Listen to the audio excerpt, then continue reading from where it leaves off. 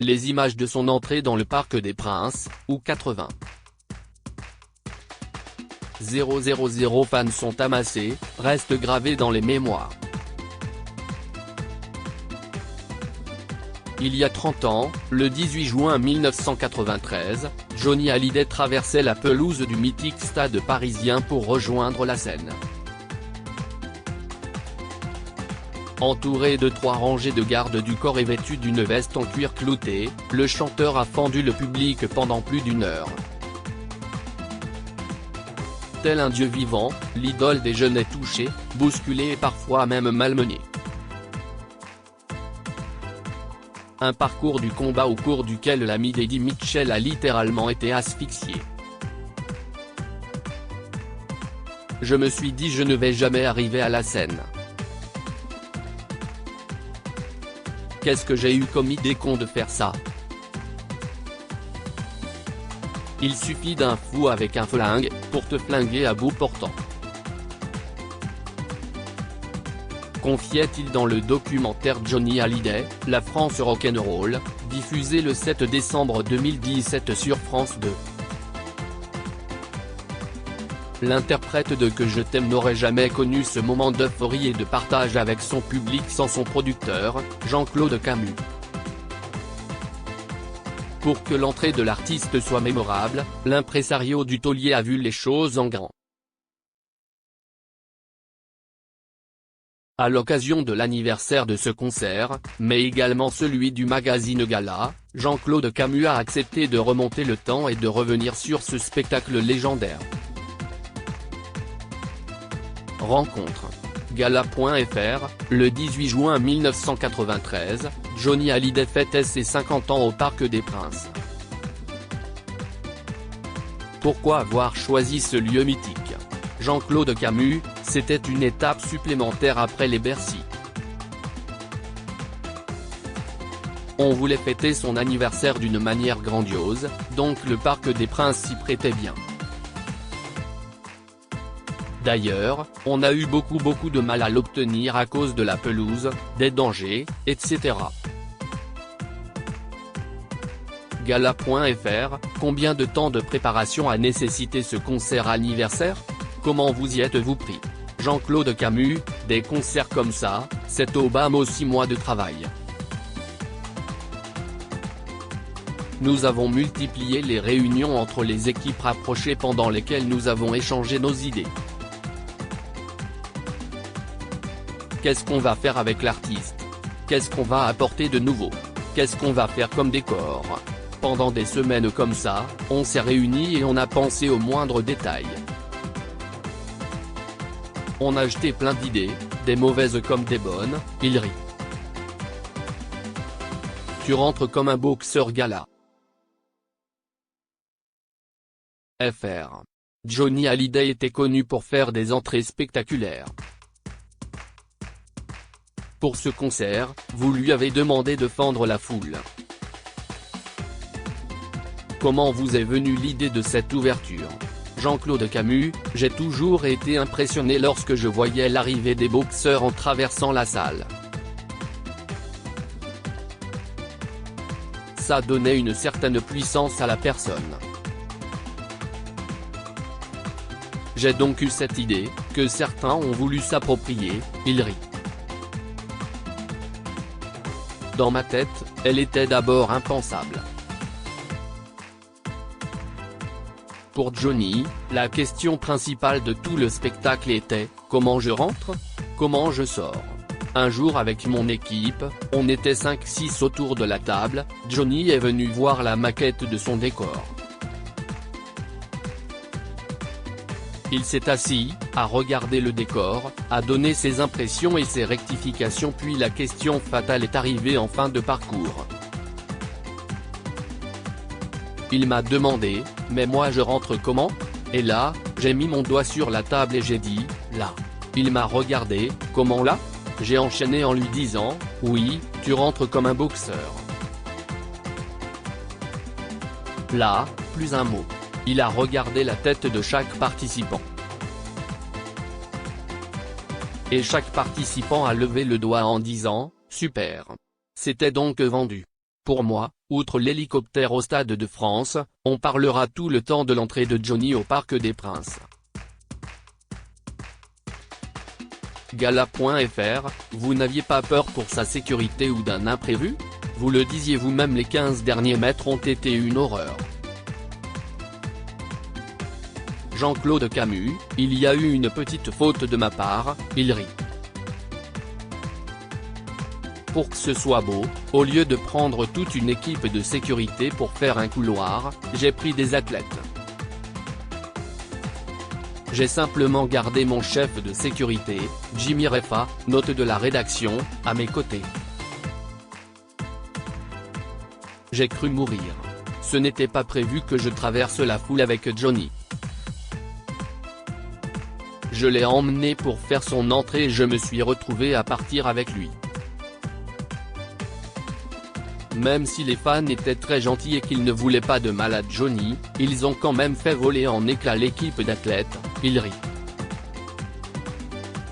On est donc restés tous les trois, Johnny, mon chef de sécurité et moi.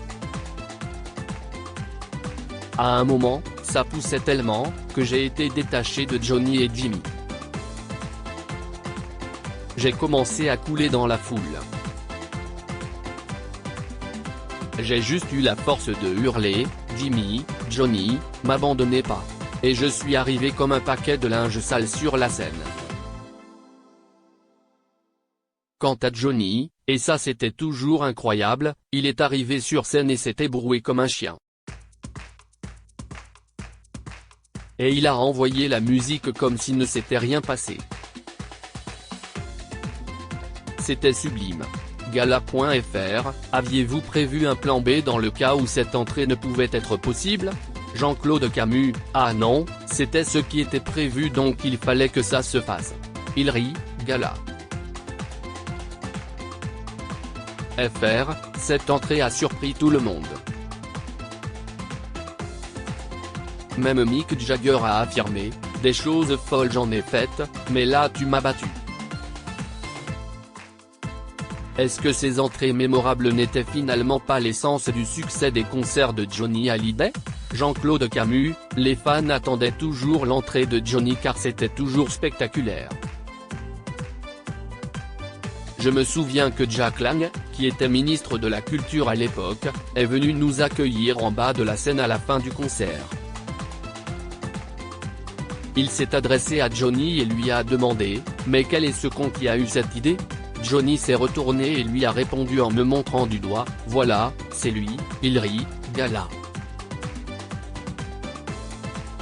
FR, pour cette occasion, une imposante réplique du Golden Gate Bridge de San Francisco était installée sur scène. C'était important pour Johnny Hallyday de faire un petit clin d'œil à son attachement pour les États-Unis? Jean-Claude Camus, c'était son idée. Johnny a toujours eu des racines américaines en lui. Gala.fr, d'autres moments forts ont marqué ce concert. Notamment la venue de Sylvie Vartan sur scène pour interpréter Tes tendres années. Johnny Hallyday s'attendait-il à une telle surprise? Jean-Claude Camus, bien sûr car les chants doivent être obligatoirement répétés au moins une fois avec l'orchestre.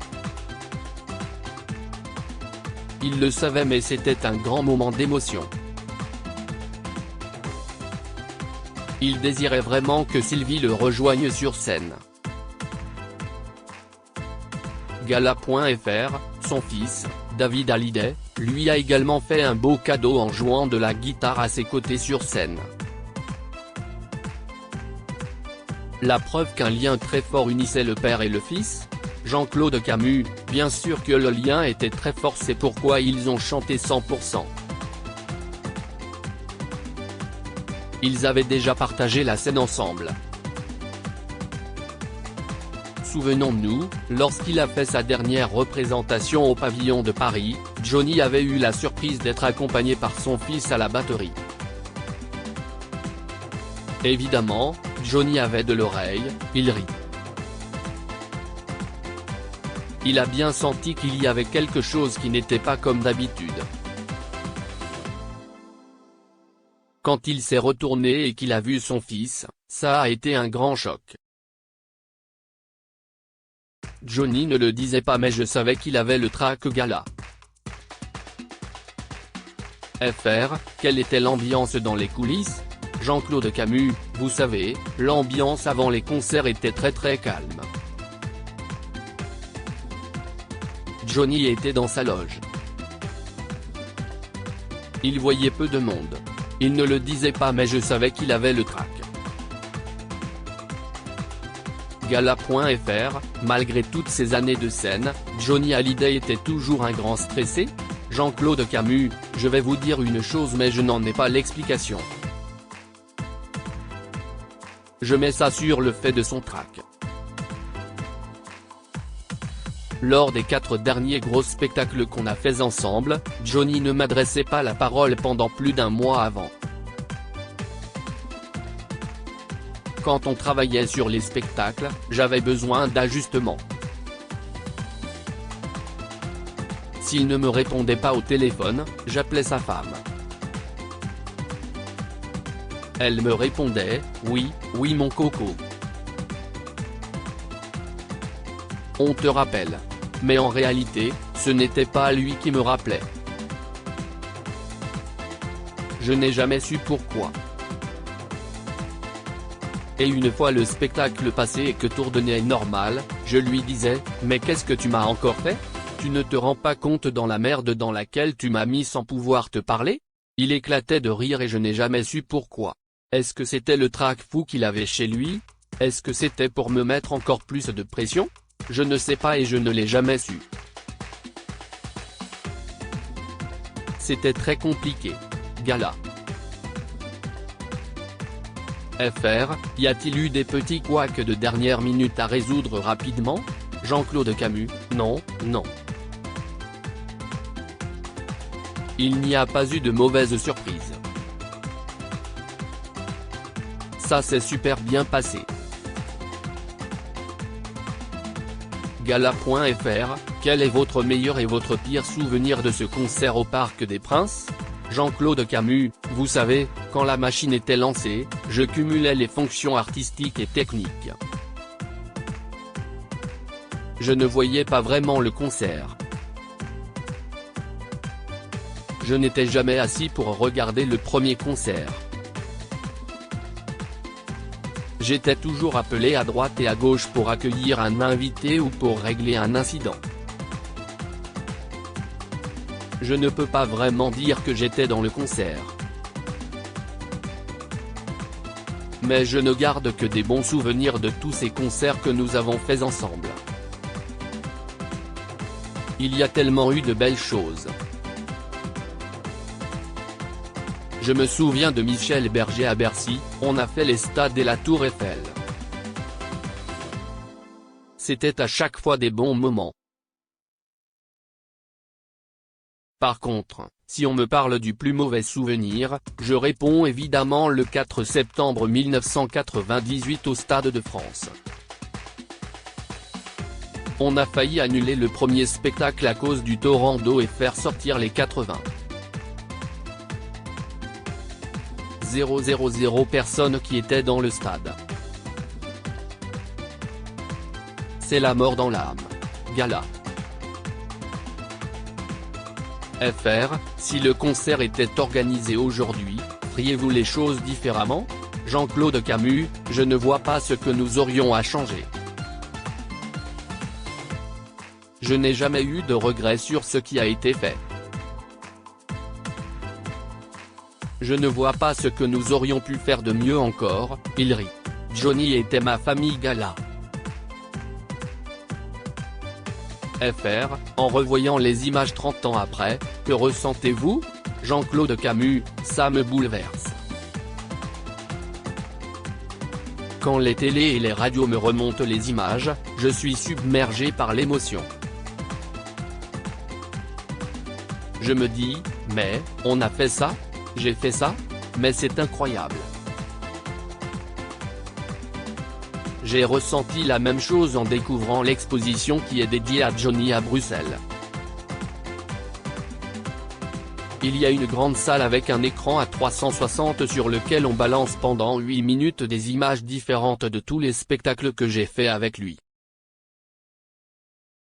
En plus, vous avez le vrai son des concerts. Quand j'ai découvert ça, j'étais assis sur un tabouret et je ne pouvais plus bouger. J'étais anéanti d'émotion. Je n'aurais pas fait la carrière que j'ai faite si je n'avais pas eu Johnny. Gala.fr, vous avez été le producteur de spectacle de Johnny Hallyday pendant 35 ans.